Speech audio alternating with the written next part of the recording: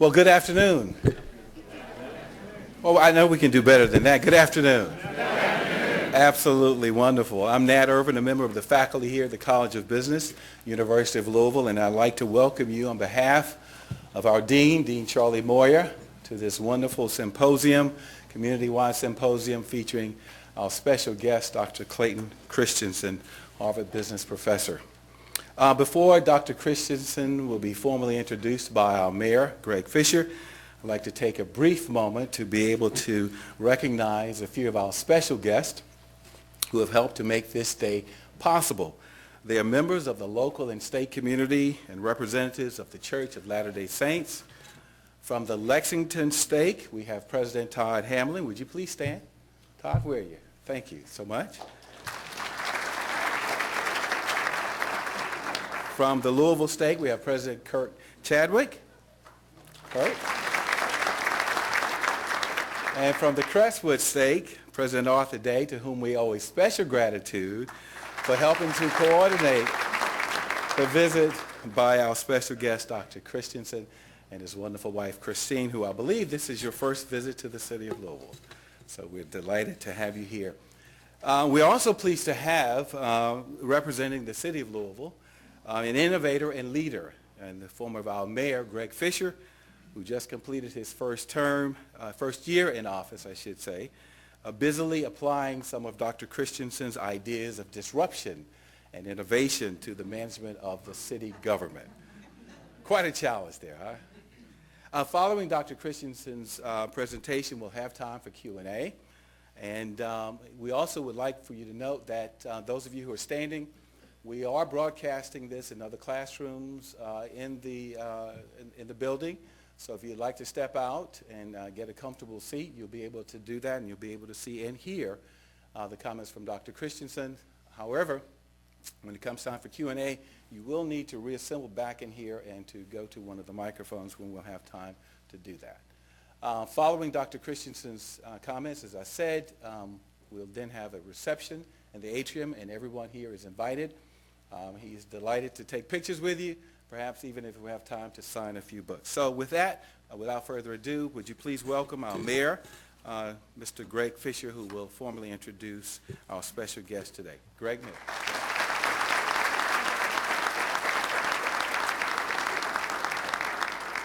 Well, thanks, everybody, and thanks, Nat. And good afternoon. It's a great honor for me to be here today to introduce our speaker, a man who I've followed for a long time. When I became mayor just over a year ago, I started talking about some issues that might have surprised a few people. I said for Louisville to reach its potential, we need to be an innovative city, an entrepreneurial city, a city of lifelong learners. Obviously, that ties into the joy in learning that we all have, that leads to innovation, it leads to jobs. And I talked about being an even healthier city, physical health, mental health, spiritual health, environmental health. And I also spoke about how can we be an even more compassionate city, because we don't have all the money in the world to solve the world's problems, and money doesn't solve all the problems anyway, but hopefully we have unlimited love and we have unlimited compassion, and that sure comes in handy an awful lot of times. So what's really fantastic about Dr. Christensen being here today is that through this man's life and his teachings, he kind of combines those three elements of lifelong learning and health and compassion. He's the Kim B. Clark Professor of Business Administration at the Harvard Business School, where his research and teaching interests center on management of technological innovation and finding new markets for new technologies. His well-known book, The Innovator's Dilemma, perhaps the best known of his innovation books, received the 1998 Global Business Book Award.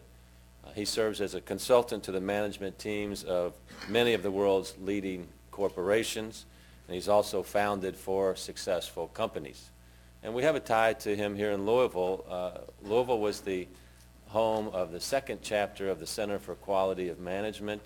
CQM was founded in Cambridge by many friends that we found out that were joint acquaintances of ours, and really influenced a lot of the development of cities or companies here in Louisville, and then also now the way that my team and I are running our city as well on this principle of daily work of what a city does, continuous improvement of a city to be the best city and best city government in the country, and then breakthrough work. How do we have these breakthroughs or innovations with disruptive technology from a city standpoint to make sure that we're constantly growing and being an interesting place to live? So you've influenced our city here without knowing it. Last year, Clay was named by the Thinkers 50 as the #1 business thinker, an honor that Forbes described by saying he'd been named the most influential business thinker on earth. But he's also somebody that's a family man with 5 children and 5 grandchildren, and a deep faith that has led him to apply some of the innovative thought to how to apply business principles to other parts of our lives as well, and how to really apply your best resources toward reaching your personal goals and living your values. His next book is How Will You Measure Your Life? And it addresses those very issues. It's slated to be out later this year, and it grew out of an article that he wrote for the Harvard Business Review, an article that the editor said resonated with readers in a way that very few articles ever do, and offered profound lessons for anyone at any stage in their lives. So from creating a great family culture to creating a culture of innovation in business, Clayton M. Christensen is someone we can truly learn from. Please put your hands together and give a warm Louisville welcome to Clay Christensen.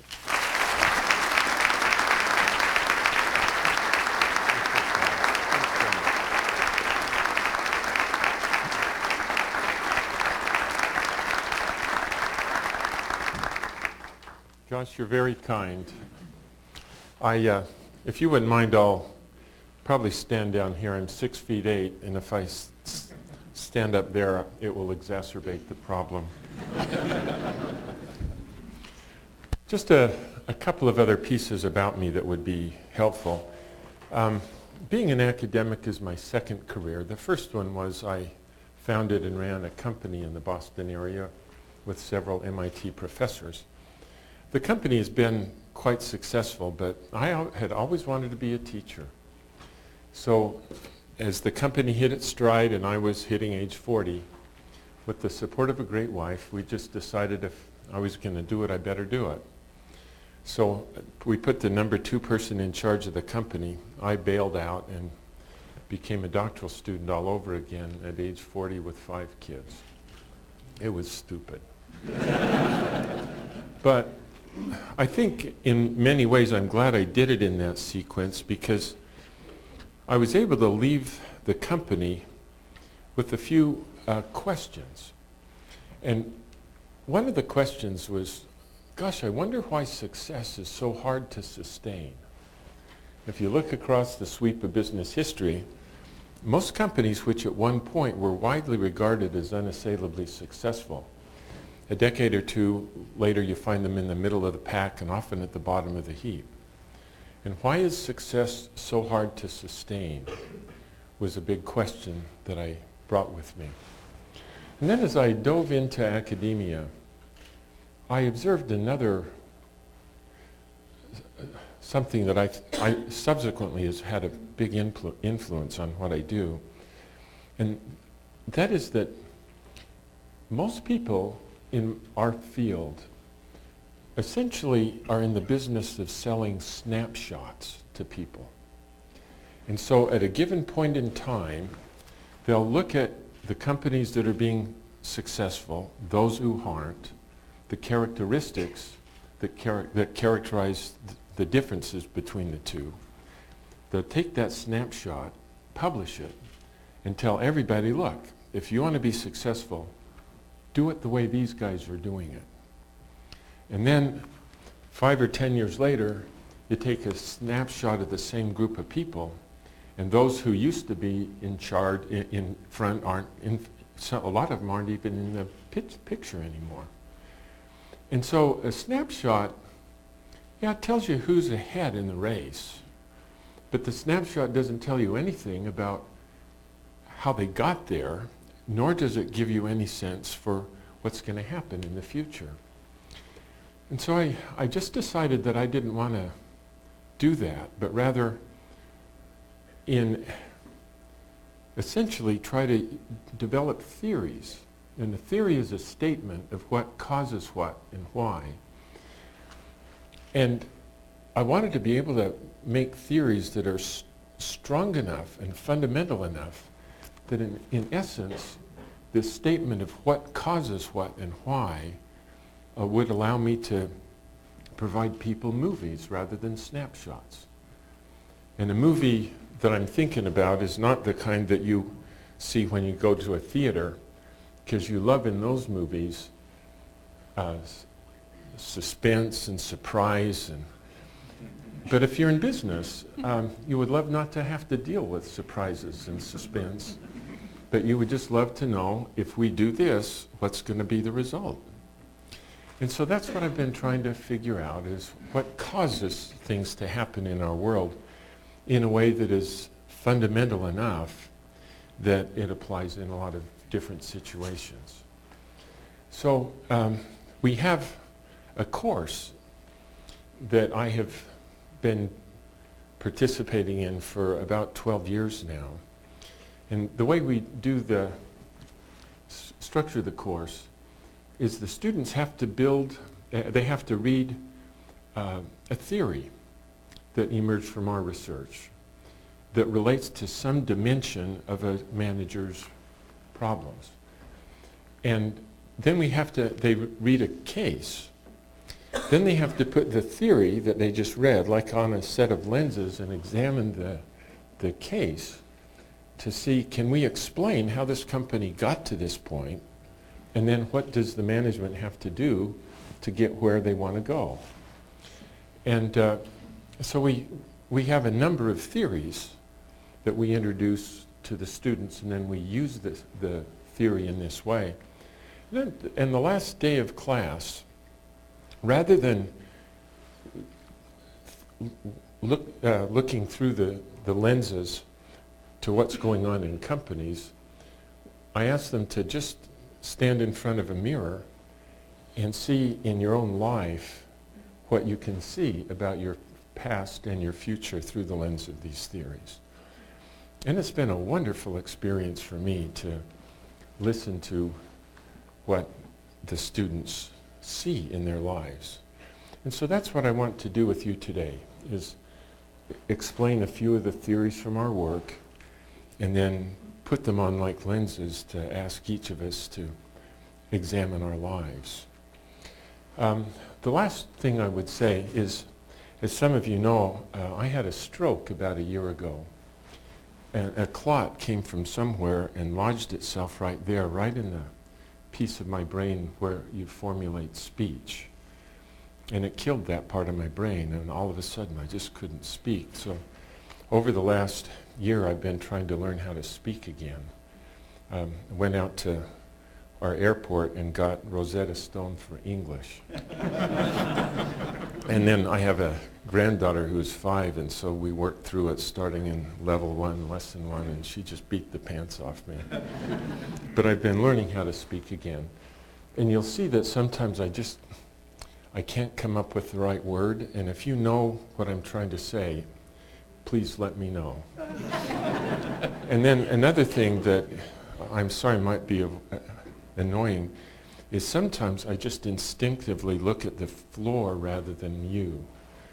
And that's because if I look at you, sometimes you distract me. And if I look at the floor, I can concentrate on what do I need to say next. So it's not that I became shy all of a sudden. It's just a mechanism I've developed. So I want to go through the first of the theories. And this is a case that really helped us understand this model of disruption. So for those of you who haven't yet made a lot of steel in your lives, most of the world's steel historically has been made in integrated steel mills. It would take today about $10 billion to build a new integrated mill. There's a new technology called mini mills that's been around for 40 years or so. In a mini mill, they melt scrap in electric furnaces. And you could put easily 6 of these electric furnaces in this room. Because you can make molten steel in such a small chamber, they don't have to scale up the downstream steps, and that's why they call it a mini mill. The most important dimension of a mini mill is you can make steel of any quality in a mini mill for 20% lower cost than you can make it in an integrated mill. So just think about this for a minute. Imagine you're a CEO of a steel company somewhere in the world. In a really good year, your profit as a percent of sales will be 4 to 5%. Here is a new technology, mini mills, which if you adopted this, would reduce the cost of making steel by 20%. Don't you think you'd adopt that technology? And yet not a single integrated steel company anywhere in the world has yet built and operated a mini mill. And this is my sense why somebody who is really smart can't do something that is obvious. So in the steel market, as in every market, there are tiers. So at the bottom of the market is a concrete reinforcing bar, or we call it rebar. Anybody can make that stuff. Sheet steel at the top is really hard. They use that to make cars and appliances.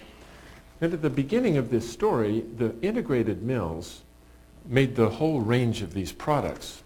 But the mini mills, which became technologically feasible in the late 60s, because they melted scrap in their furnaces, the quality they could produce was truly crummy. And the only market that would buy what the mini mills made was the rebar market, because there are almost no specs for rebar anyway, and then once you buried it in cement, you couldn't verify if it met spec. So it was a great market for crummy products. As the mini mills attacked rebar, the reaction of the integrated mills was, man, we can get out of that business.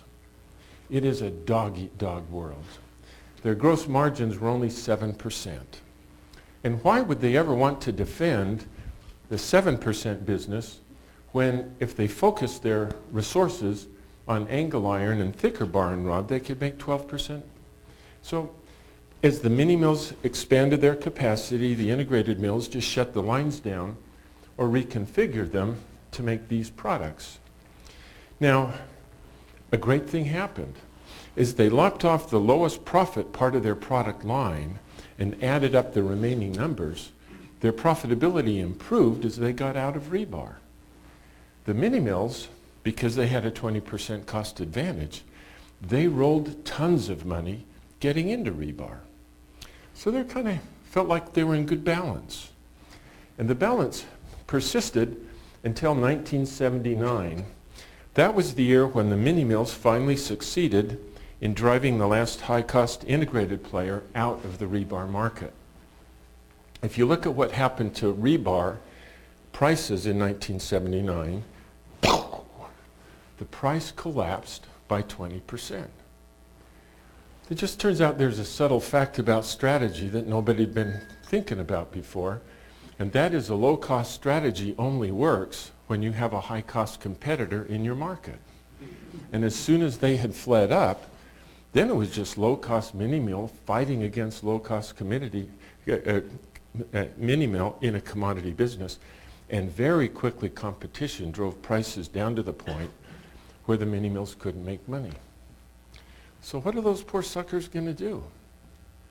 Well, for a while, they try to get more efficient making rebar, but then somebody looked up and said, oh my gosh, if we could just make bigger and better steel, we'd make money again, because they're making 12% margins up there.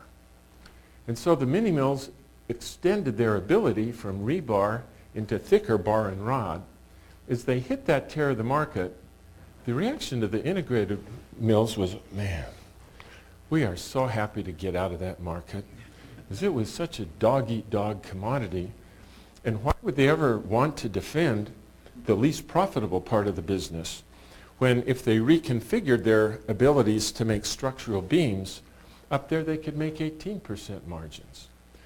And so as the integrated mills got out of the 12% margin business, they essentially were chopping off the low-end part of their product line, when they added up the remaining numbers, their profitability improved as they got out.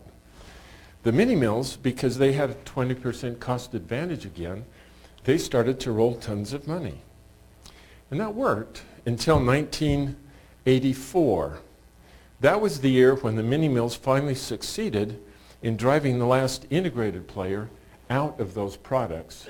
If you look at what happened to the price of angle iron and thicker bar and rod in 1984, the price collapsed by 20%. And the reward to the mini mills for their victory was they couldn't make money. So what are those poor suckers going to do? They've just got to figure out how to make structural steel. And as they stretch this thing into little 4-inch I-beams to hit the bottom of that market, as they hit it, the reaction of the integrated mills was, man, were they happy to get out of that business, because it was such a... Have I told you this story before?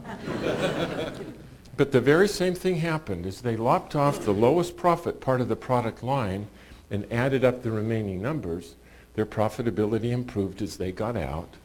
As the mini mills got in, their profitability returned.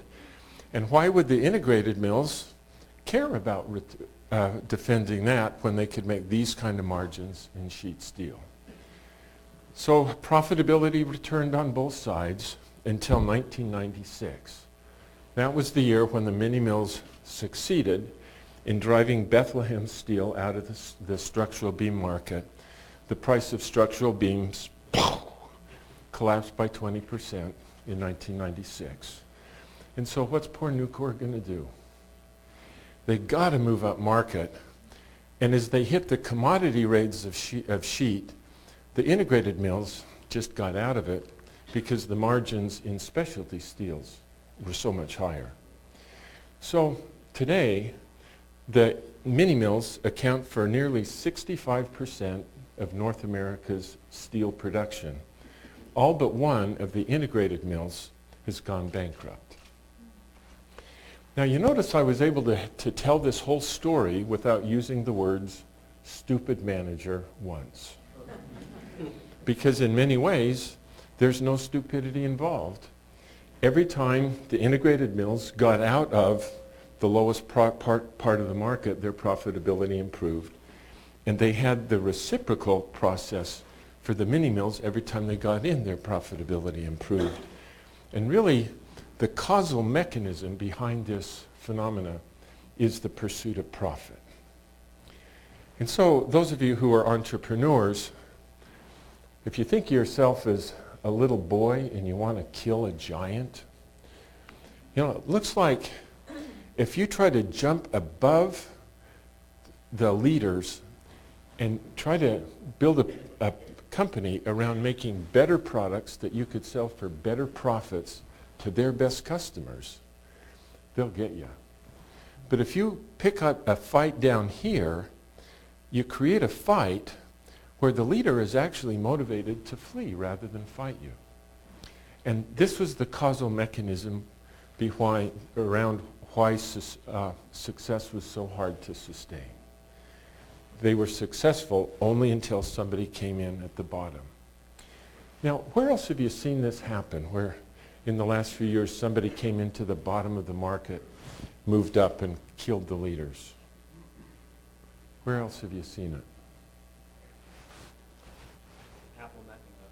Apple Macintosh got disrupted by or disrupting who? Tell me more. Apple Macintosh, Microsoft had the PC market for a long time. And Apple Macintosh coming from behind, taking off I guess it was maybe a little backwards, they were taking off the high end. Yeah, if you go back in the history of computing, these were mainframe computers, mini computers. The personal computer came down here, killed all of those guys.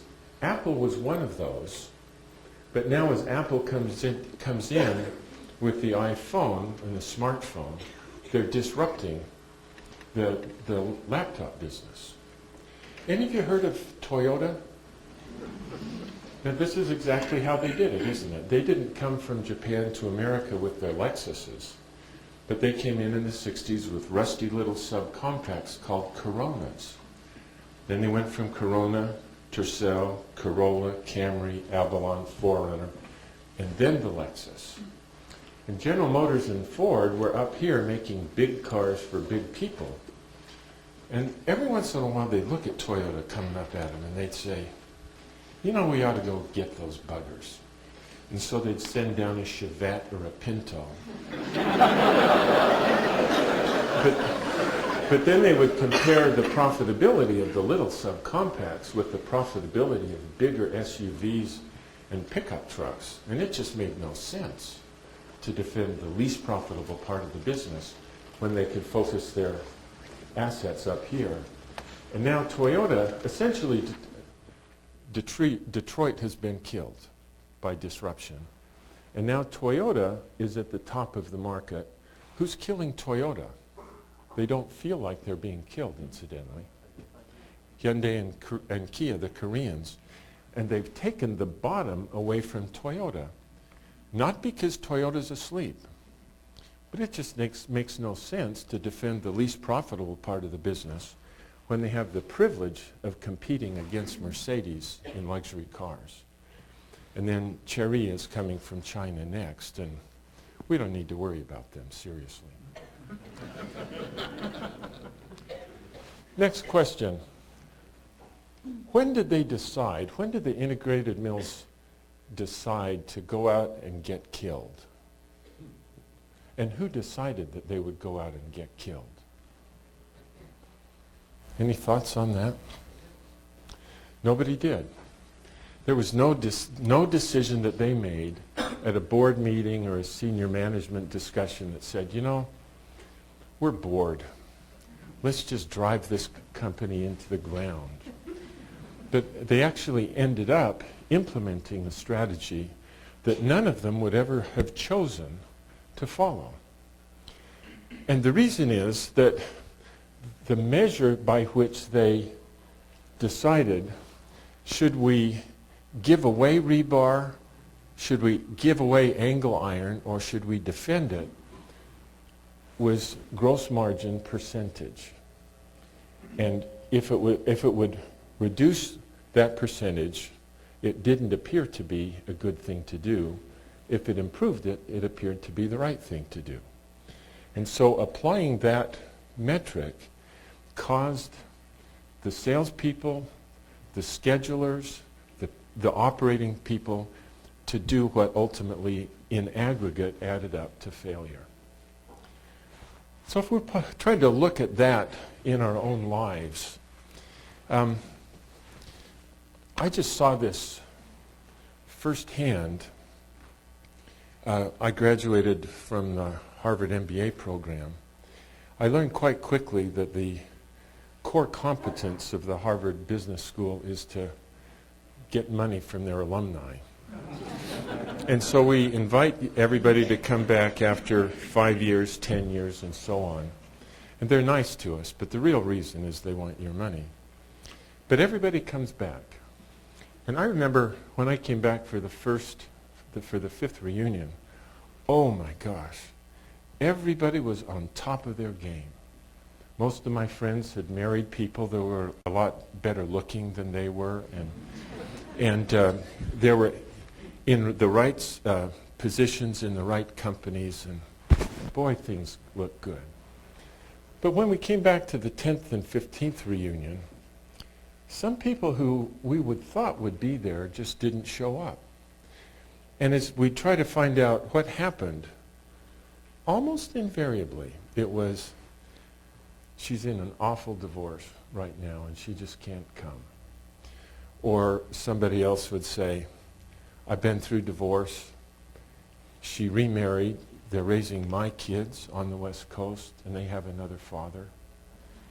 And then by the time they came back to the 20th and the 25th, it was very sobering to see how many of my students had been divorced and were very unhappy. Sometimes divorced 2 or 3 times. The children were alienated from them.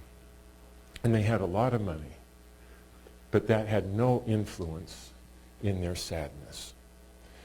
And I believe that had we polled the class, there wasn't a single section mate of mine when they left the Harvard Business School planned for a strategy to go out and get divorced and have children that are alienated from them. But a shockingly high number of my classmates executed a strategy that they didn't anticipate. And they never planned it that way. But it was just day by day, decision by decision, went in this way, even where the plan was to go that way. And there's a model that we use in our course that tries to frame strategy as a process rather than an event. I'd always thought about strategy as you got to bring a smart group of people together. They figure out what you do and then implement it. In reality, that's not right. Strategy evolves through a process over time. So almost all companies start life with a strategy that they have in mind. They then have to get resources to fund the company. And they use that resources to then put products and services into the market. And the sum of all that is the actual strategy that is implemented. And it depends upon how you decide what you focus on that determines whether the actual strategy is what you intended or not. So as you go through this process, stuff happens to you. Unanticipated problems arise. For example, U.S. Steel never even anticipated that the mini mills would be coming up after them. And opportunities arise in the same way. And we'll call those emergent initiatives. And so these initiatives compete for resources against these intentions, and whichever wins is what comes out. And this is the way I've tried to help my students and myself to think about this problem. If you really are driven to achieve, and this high need for achievement probably characterizes at least 100% of the people in this room, and you have an extra ounce of time or energy, and you ask yourself, what should I do in this extra minute of time or with this ounce of energy? If you're a person who needs to achieve, you'll balance them and you say you'll spend that resources onto whatever initiative gives you the most fastest and most tangible evidence that you've achieved something. And so in our careers, what offers the most immediate and tangible evidence of achievement is our careers. We close the sale, ship a product, finish the project, get promoted, get paid, and our careers are filled with immediate, tangible evidence of achievement. On the other hand, our families don't offer much immediate, tangible evidence of any kind of achievement. When you get married and you have kids, what you'll observe is most of the kids every day do things that make you mad or upset, you know. And it's not for 20 years later that you can then put your hands on your hips and say, we raised a great child.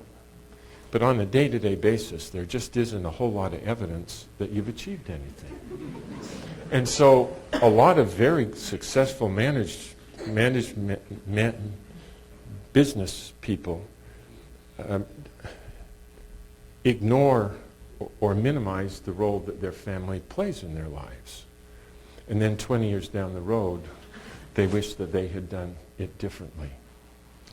And the same thing is the relationship that you have with your spouse on a day-to-day basis.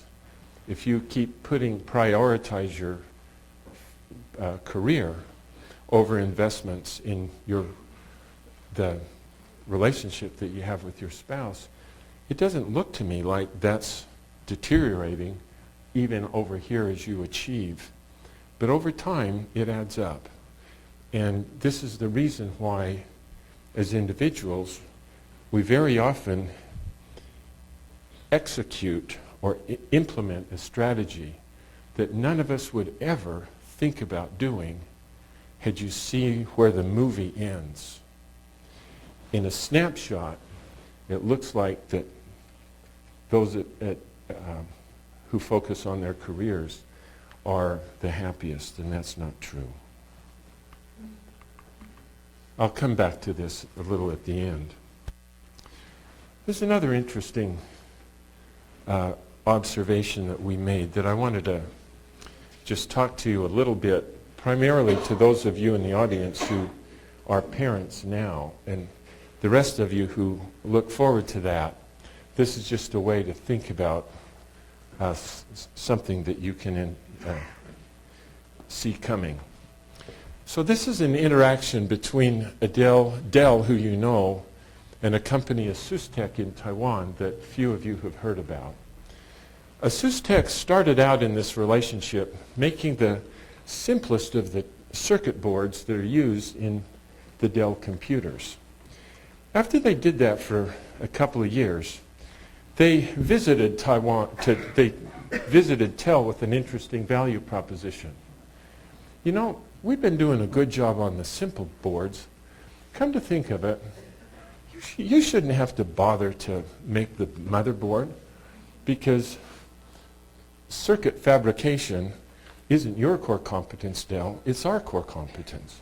And if you let us do it, we could do it for 20% lower cost. And so Dell's analysts looked at it and they realized, geez, they could. And if we gave them the motherboard, not only could we reduce the cost of the motherboard by 20%, but we could get all of the manufacturing assets off the balance sheet. And it was very capital intensive. So they shoveled that over. Dell's revenues were unaffected, but their profitability improved as they got out of the motherboard business. Asustec's revenues and profits improved as they got into the motherboards business. A couple of years later, Asustec visited Dell with an interesting proposition. You know, we've been doing a good job with the motherboard. Come to think of it, all of the other junk that you have to assemble to make it into a computer, I mean, the motherboard is really the guts of the machine. You ought to let us assemble the computer for you, because assembly isn't your core competence, Dell, it's ours. And we could do it for 20% lower cost. Well, Dell's analysts looked at it and they realized, geez, they could. And if we had them to assemble for us, not only could the cost of assembly drop by 20%, but we could get all the rest of the manufacturing assets off the balance sheet. And so they shoveled that over. Dell's revenues were unaffected, but their profitability improved as they got out of the assembly business. And Asustec's revenues and profits improved as they got in. So it's great to get out, great to get in, great balance between the two. And then Asustec, a couple of years later, came back with an interesting value proposition. You know, we've been doing this assembly for you. All the problems you have with dealing with the component suppliers and working out all the logistics headaches and shipping the stupid computers to your dumb customers. Logistics isn't your core competence, Dell, it's ours, and if you'd let us do it, we could do it for 20% lower cost. And Dell's analysts looked at it and realized, man, they could. And if we gave them the supply chain, not only could we reduce the cost by 20%, but we could get all of the current assets off the balance sheet. And so they shoveled that over. Dell's revenues were unaffected, but now their profitability really started to look good, especially return on assets, because they got no assets. And Asustec's revenues improved, and their profitability improved as they got in. And then they went a couple of years later with another visit, and they said, you know, we've been managing all of this stuff. the design of your stupid computers really is little more than component selection. We got all those relationships. You ought to let us design your computers because we could do it for 20% less than you. And Dell's analysts looked at it and realized, man, they could.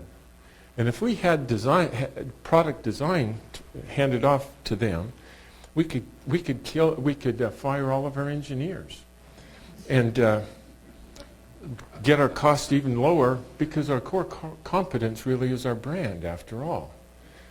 And so they shoveled that over. Dell's revenues were unaffected, profitability improved, and vice versa for ASUSTeK. And then ASUSTeK came back one more time, but this time they didn't come back to Dell, they went to Best Buy. And they said, you know, this is who we are.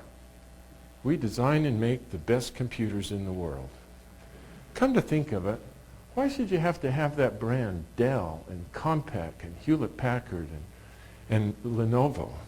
We'll give you our brand, your brand, any brand, at 20% lower cost. And bingo. One is gone, one has taken its place. Now Dell, in their defense, they have been driven out of the personal computer market. They're up here selling servers because they've been disrupted through this process. But do you notice I was able to tell this whole story without using the words stupid manager once? Because if the way you prioritize and make decisions is the decisions that they are the criteria that Dell made, it makes consummate sense. Every time they lopped off the lowest value adding of their activities, their profitability improved as they got out. And as ASUSTeK added higher valuing activities, their profitability improved. So, as I've tried to look at that one in the mirror, the scary thing to me as a father is that over time, many, many families outsource the work from our lives. So when our children were young, my wife made the clothing for the kids. But now it is so much cheaper to buy that rather than make it that we outsource that work. And we used to pick apples in the fall and make our own applesauce. And we'd go down to the farmer's market and get tomatoes and make tomato sauce and tomato juice. But now you can buy it at the store so much cheaper than you can make it that we outsource that. And if you think about a couple of generations ago, there was a lot of work going in a typical home. And the children worked for the parents. And there was a lot going on. But little by little, as we outsource these things, because other people can do it very well and at much lower cost, there's just been less and less work going on in most homes until really all you have to do is clean up your mess. And the next generation does not do that very well. And I think you notice that in this discussion, ASUSTeK kept saying one after another, that's not your competence, that's ours. The reality was that's a lie. ASUSTeK didn't have the ability to do those things, but they wanted to develop that ability. And so they pulled it in. And it was just a lot easier for Dell to, rather than hone the ability to do these things even better, it was just a lot easier to outsource that.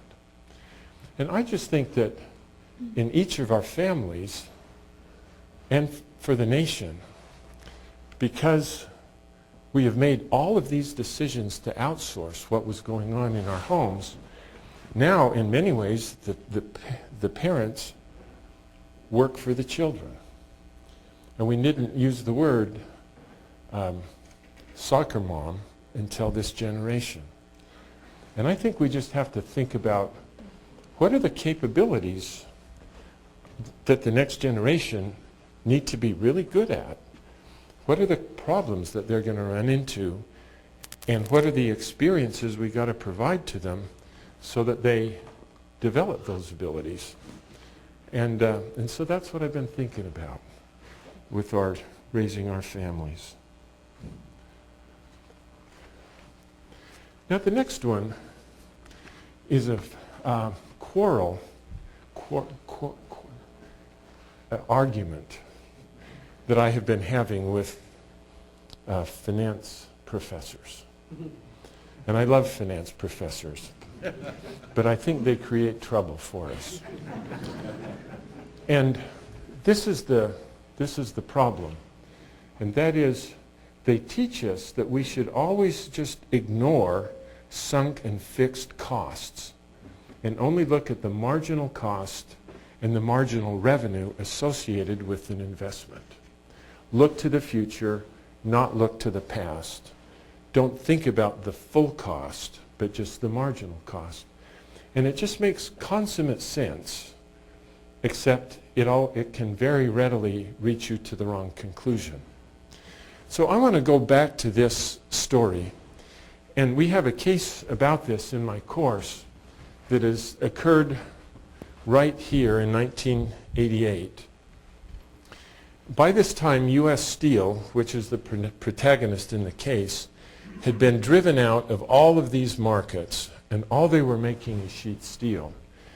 And they read in the Iron Age that Nucor, the biggest of the mini mills, announced that they were going to come into the sheet steel market by making the world's first mini mill that could make sheet.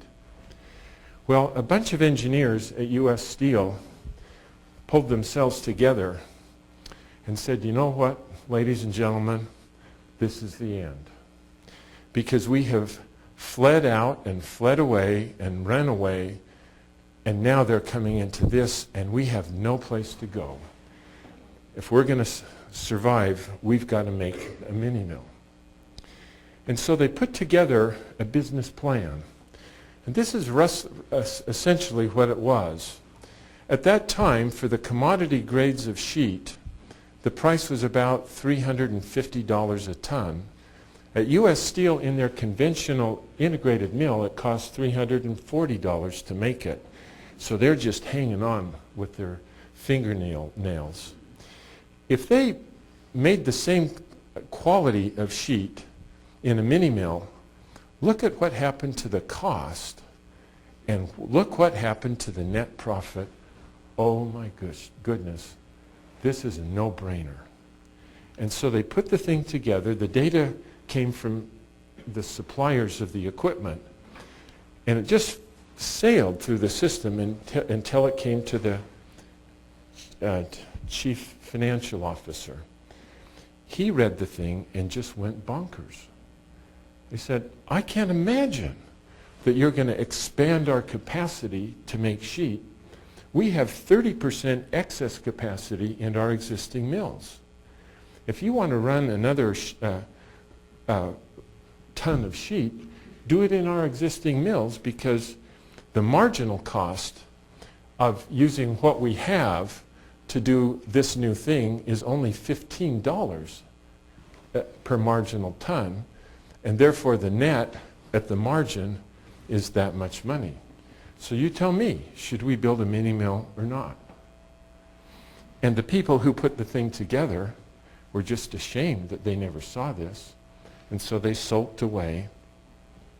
It turned out that they didn't ever sell more sheet, because you can't cut price on the marginal ton without driving the cost on all of the rest of your products down. And the salespeople, they don't want to sell commodity sheet when they have the option to sell specialty sheets. And so they didn't get the benefit from that. And so this marginal cost argument and this case just really helped me with a problem that I had never been framed correctly before. So because of this process of disruption, there are a lot of people come asking, what should we do about it? And as I have tried to help them, I'd say, you know, this salespeople that you have that sell your Kerr product up here, those salespeople aren't going to be able to sell this product because these goes to different customers, different incentives for the sales force. And so you're going to need to create a new sales force to sell the disruptive products. And they have pushed back, Clay, you are so a naive academic. You have no idea how expensive it is to deploy a new sales force. You got to use our existing sales force. Or I'll say, you know this brand of yours, that brand isn't going to work on the disruptive product. You've got to create a new brand. And the pushback is, Clay, you have no idea how costly it is to build a new brand. We've got to use our existing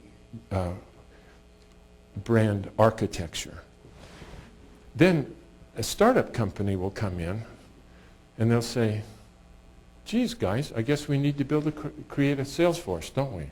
And they just do it. And then they say, oh, we got to decide on a brand. And they'll just do it. And so why is it that the little companies that have no money just do it, and the big company that has all the cash find that it is just too expensive to do it? And then I realized that this is the problem. So if you're an executive in an established company and you have to decide whether you're going to create something new, there are always two items on the menu. One is the full cost of building a new mini mill versus the marginal cost of using what we already have in place. And always the marginal argument trumps the full cost. And so the executives in the established company just have overwhelmingly tried to leverage what they did to be successful in the past. And the startup, when they're making the decision, they don't have two things on the menu. They just, does this make sense or not? And so they just do it. And this argument of marginal thinking, I think, is just really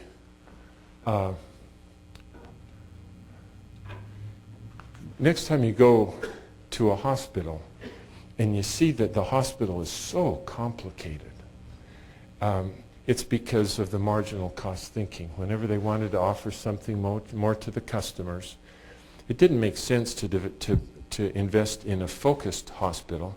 You just want to add it on to the existing ones.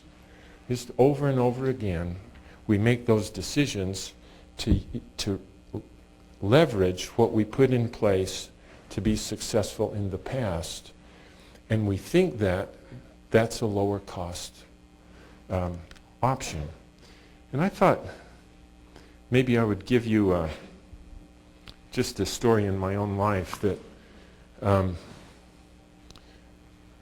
taught me about the importance or the riskiness of marginal cost thinking. Let me come back to this with one other thing. So the integrated steel companies tried to utilize their existing infrastructure. So far, because of that decision, they have not created about $500 million that they would have earned had they built the mini mill. And so the cost to U.S. Steel for looking at the margin isn't just they didn't invest to make a mini mill, but they didn't get $500 million. And so they actually paid for the full cost of this twice over. They paid the full cost and they don't have a mill. And almost always we pay the full cost, whether we intend to pay the full cost or not. So you can see that I'm tall. So I got a Rhodes Scholarship when I graduated from BYU to go to Oxford. And because I'm so tall, they wanted me on the basketball team. And we just, as a group, just gelled, worked our guts out. And we were undefeated through the regular season. And that then qualified us to go into what in the U.S. we would call the NCAA tournament. And we just sailed through each round of that tournament until we came to the Final Four.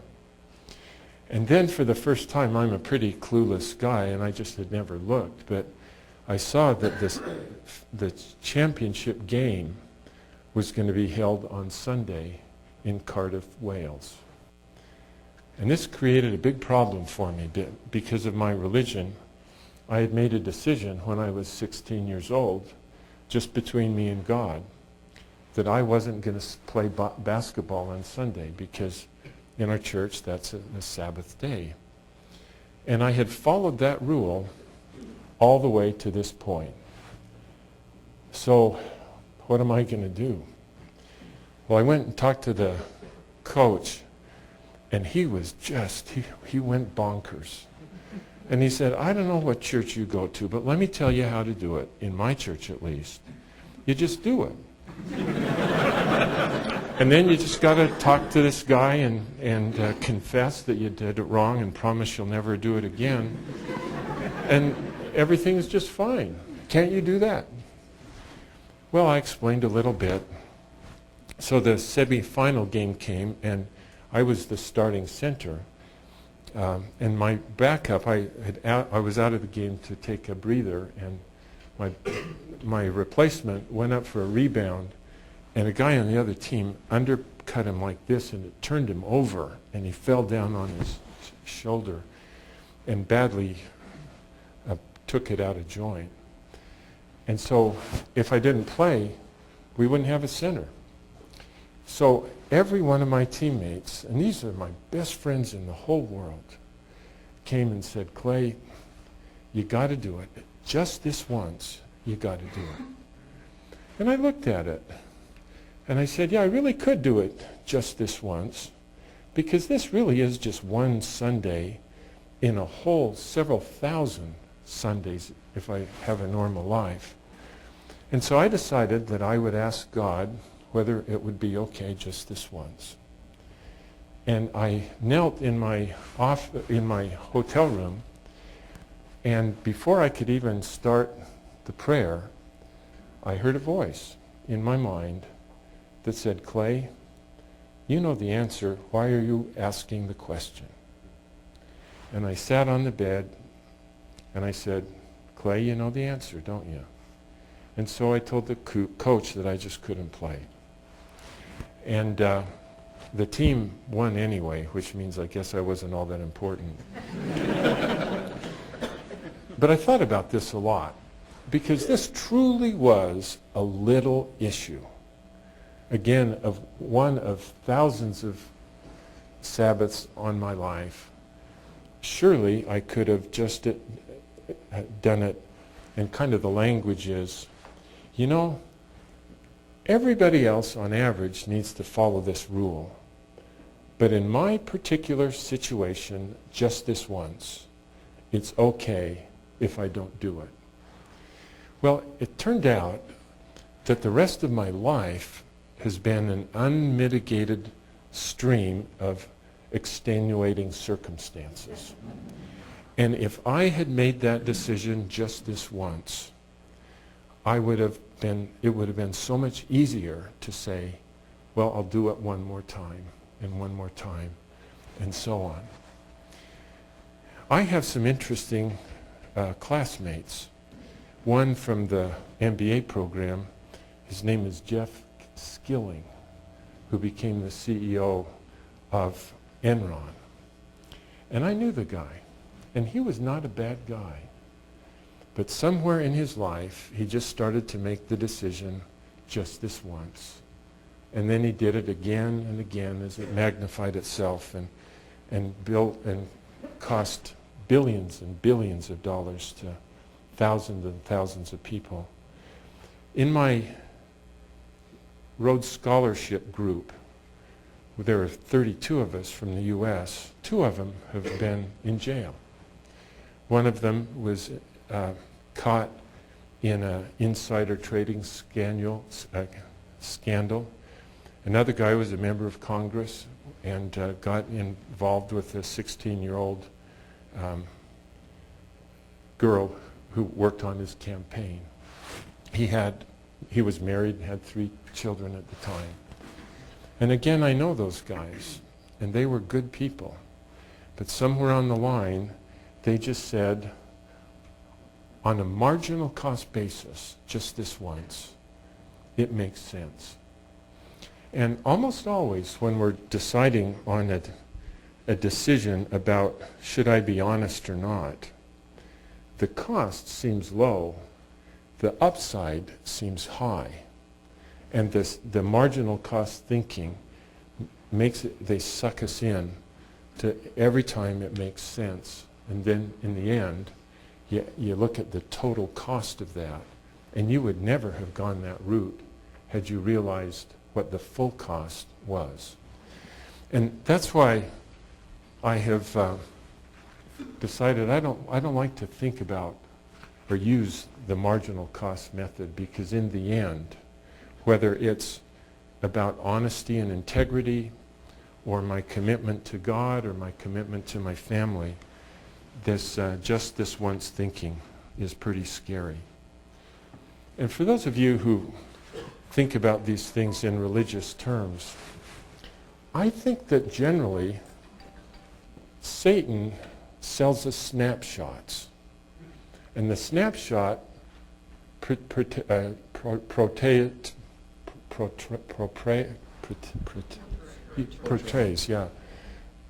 people who are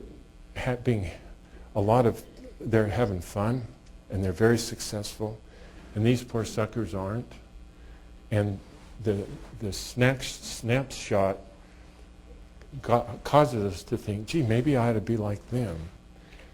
And when I read the scriptures, it looks like God only sells us movies. He always shows the full cost of what happens as a result of what we need. So that was that one. This is a great slide, but I better... So let me come back to this. Who makes the decisions about where their life ends up? The most important element of this process by which strategy is becoming defined is actually right here. As I mentioned, when the integrated steel companies were going up market, or as General Motors was going up market, and it made no sense to go down to catch these guys, gross margin percentage was the metric by which they decided where they would invest their time and energy. And then I mentioned to you that in our personal lives, we have the very same choice. We're in several businesses at once. We're trying to raise a family, have a great relationship with our spouse, be successful in our careers, do our duty to our community and to God. And how do I decide what I'm going to invest of my time and energy and talent into all of these things? And again, if the way we make that decision is the most tangible and immediate evidence that we'll achieve something, the resource allocation process causes us to invest in things, and we love our careers, but that's not the source of our deepest happiness in life. That's our families. I just wanted to tell you one other story that happened to me. So when I went to Oxford, I was trying to decide what I should do with my time and all of these commitments that were arising in my life. And for some reason, I realized that I never had really figured out what the purpose of my life was. I believed in God, but I wasn't sure why he was going through this, or asked me to come to here and and live this life? What was the purpose of my life? And I was studying a very demanding field at Oxford called applied econometrics. It sucked up every available ounce of energy and time. And then I thought, but I got to really figure out the purpose of my life. And so I thought, I think what I'll do is spend 1 hour from 11 p.m. until 12 p.m. to study and pray and figure out what was the purpose of my life.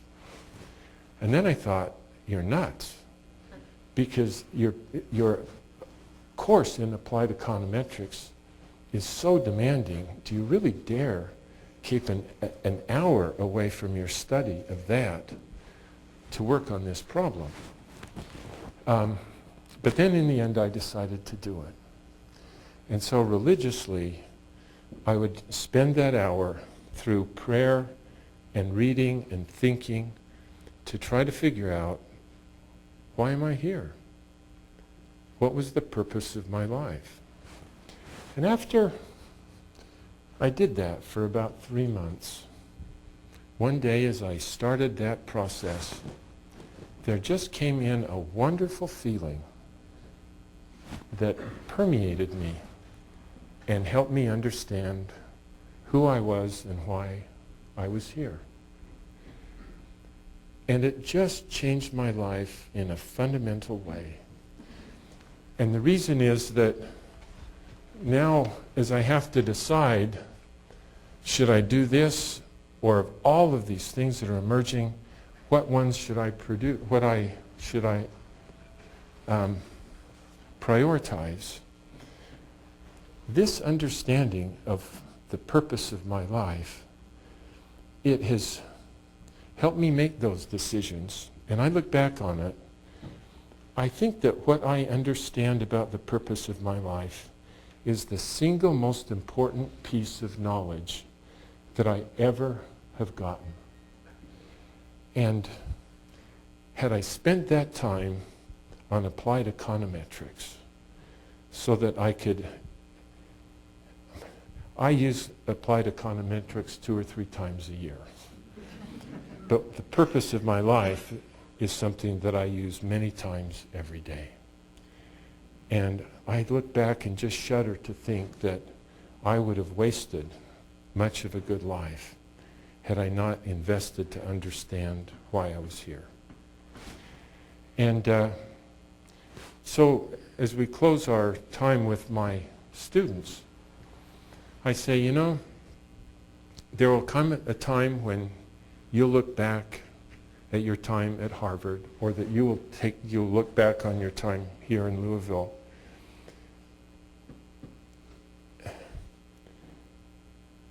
and you will look back and say that understanding the purpose of your life is the most important thing you got out of Harvard.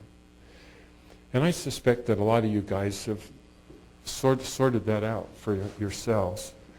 But for those of you who haven't, could I just recommend that you take some time every day to figure out this question of, why am I here? What's the purpose of my life? And I can promise you that you will look back and saying, that's the most important thing that I learned. And it's actually more important than 5 forces or disruptive technology or 4 Ps or 7 S's. And I just wanted to offer that as the last insight that I wanted to share through studies, looking through the theories at ourselves.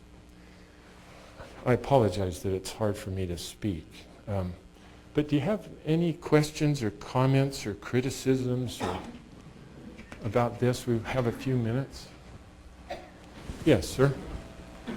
If Dell made all the right decisions and still was in trouble, how does Dell protect itself? It's a great question. There are a couple of dimensions of your question. For those of you who are in other rooms, it was, what should Dell have done? And what do other people do if you have this situation? Well, I go back to the arguments that Asus Tech was making, Dell, which is, that's not your core competence, it's our competence. And we could do it for 20% less. And it wasn't Asus Tech's competence either. And so the big choice that the Dell management had to make was, do we want to develop the ability to do that at 20% lower cost and very high quality, or can we get by without being able to do that? Because they could actually really do it. And if you look at the decision through the lens of a movie of cause and effect rather than a snapshot, typically what happens, and you can see this happening with the smartphones today, at this point in time, it makes sense to outsource manufacturing to lower cost players because the real value adding is in the design and the technology of the product. And so Apple holds on to that and outsources the fabrication of the product. We visited a factory in China that makes the logic circuit inside of the Apple iPhone. And this is a machine that cost $120 million to buy this from a Japanese company. It's 24 layers thick, and they produce it at such a rate that this machine drills holes that are the diameter is 10 microns, and it drills 2 million holes every hour. And what happens as the movie progresses is the architecture of the product becomes modular. And when it's modular, anybody can design the product because they're standardized. And where the money is made is in manufacturing. Because now you have to outsource it to this company because we can't do it ourselves. And so if you look at a snapshot, you would think that outsourcing isn't a big deal. But in the movie, you see that what gets commoditized is design, and what gets uncommoditized is making the stuff. And that's what they should have done, is kind of look to the future. What do we have to be good at and invest? That's a great question. Other?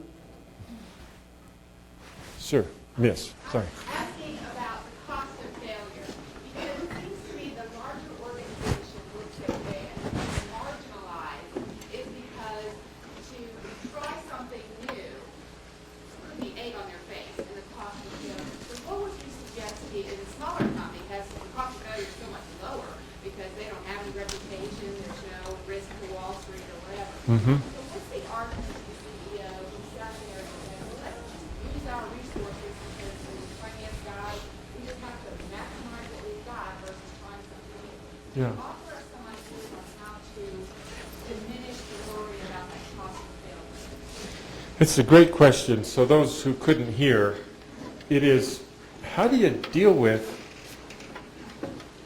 the challenge with the senior executives of the company that if they invest in what you have in mind and you fail, what's going to happen, and how do you manage that possible risk? This is another thing that I have problems with finance people. And it's a method of financial analysis called net present value. And almost everybody does this, including I've always done this, until I realized what it causes us to do. So what you do is you've got an idea, and you develop a pro forma for what the cash flow is going to look like, and then you bring that back to the net present value using some factor. And then almost all of us, as we make these projections, we think, well, we'll go out 3 years, maybe 5 years, and then we say, who knows what's going to happen? And so you determine a terminal value, and then you bring that back to the present time. So that's a number, and rather than looking at it on a movie, you look at it in a snapshot, and in that snapshot, what it compares it to is the base case, which is, if we don't do it, the way things are today is the way things always are going to be. In reality, for almost all of us, if we don't invest in innovation, rather than this being the value of this, the reality is this. And really the investment, or the return on the investment of a risky innovation is not this, it is this. And therefore, by the methodology that we use, we regularly discount the true value of innovation, and we therefore don't innovate nearly as much as we should. And that's the way I think you deal with that, is it's not risky, ladies and gentlemen. One other question? Yes. Almost all undergraduates face the challenge of trying to understand what they're trying to do with their life. Now, I've got 2 boys here that are listening, and I know that they're raising questions about how they find the purpose for their lives. What do you recommend for someone who's young, who hasn't experienced a lot, and really struggles with the problem that you described? Yeah. Well, it's, for me, from a religious perspective, I think that was easier for me to figure that out. For people who don't come from that background, let me tell you one other story, if you wouldn't mind, that might be useful. So I came a point in my life several years ago where I thought, it just made all the sense in the world, that I was going to get put into a much more important position than I have right now. And then I found a little bit later that the person who had that position was leaving, and I put 2 and 2 together. I looked at my resume against all of the other competitors, and I decided they're going to ask me to do this. And I started to put forth the plan for, and then they chose somebody else to take that job. And boy, it just threw me in a bit of a tailspin. I've never wanted to go up a hierarchy in anything, but I always had wanted to do good things, you know, and I just thought if I got that spot, I would be in a better position to influence more people for good. And then I came up with this an idiot simple insight. And that is that God isn't an accountant. And what I mean by that is because I have a limited mind, in order to know what's going on, I have to aggregate things up. So I can't understand things by looking at invoices, but I have to look at revenues because my mind can't deal with all the detail, and we have to aggregate costs into these buckets to get a sense, and we compare this number with that number to decide whether we're doing better, whether we're doing worse. But then I realized that God has an infinite mind, and therefore when I have God can understand everything that's going on in the world without ever having to aggregate anything above the level of the individual. And so when I have my interview with God, he's not going to ask me, Clay, you were a chaired professor at the Harvard Business School. That won't come up. He's just going to say, Clay, I stuck you in that situation can you just talk to me about the individual people whose lives you shaped in some way using the talent that I gave you?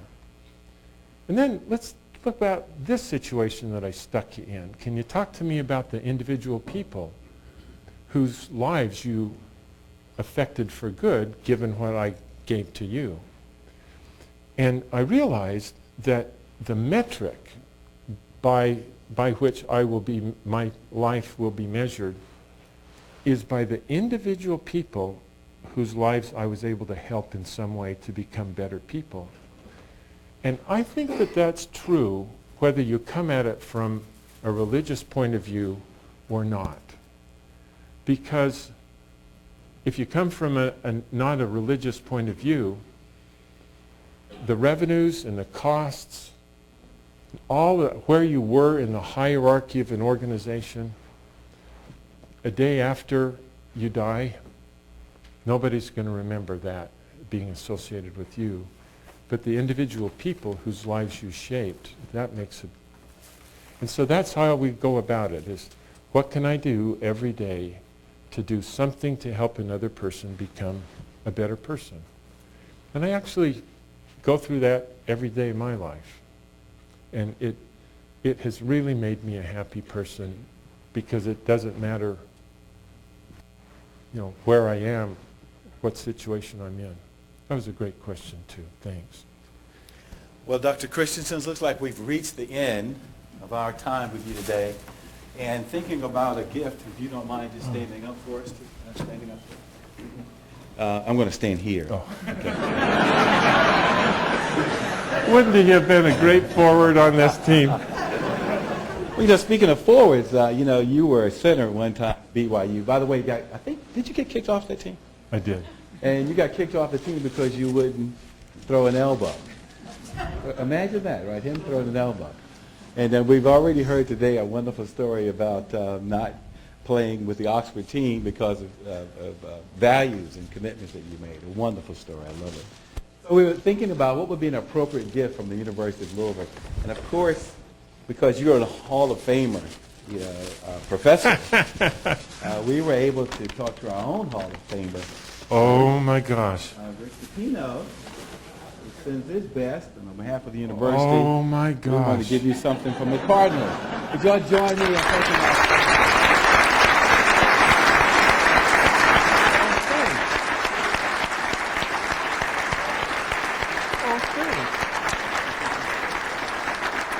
You're very kind.